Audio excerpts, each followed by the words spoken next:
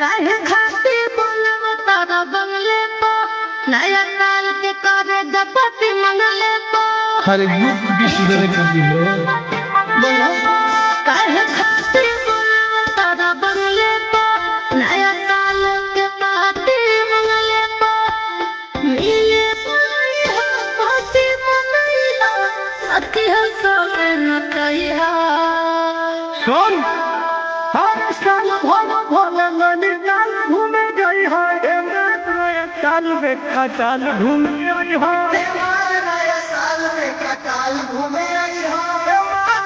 साल में खटाल घूमे गई है आखिरी रिक्वेस्ट कर तनी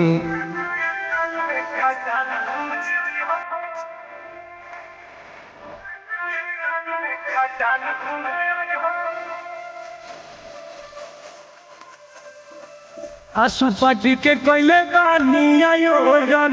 ए जे तू करी हो नाश्ता या भोजन सब फ्री रही ताराला बरे जामे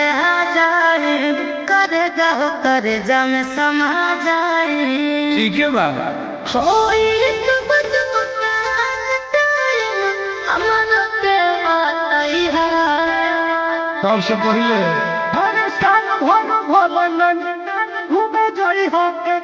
नया साल में खटाल घूमे आई हो नया साल में खटाल घूमे आई हो नया साल में खटाल घूमे आई हो भुलाई हो जो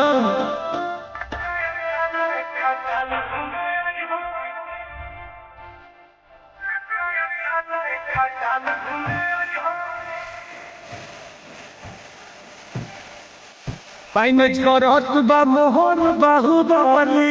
दारुआ भी और टटी खाना भी चली आधा जइबी बाही लही भाएगा कमरिया हमरो दुख ही भाएगा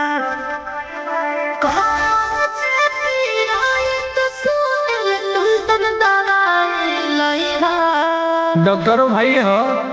अरे साल भर भोला नैनीताल घूमे जाई हो नया साल में खटाल घूमे आई हो नया साल में खटाल घूमे आई हो नया साल में खटाल घूमे आई हो हैप्पी न्यू ईयर जाने